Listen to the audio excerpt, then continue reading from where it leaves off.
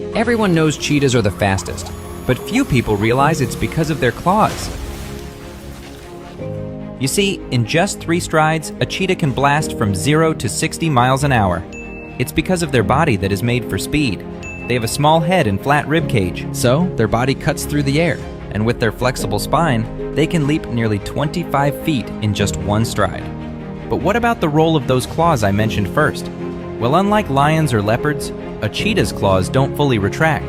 They stay out all the time and act like track spikes. That grip gives them the traction they need to launch forward and steer at high speed.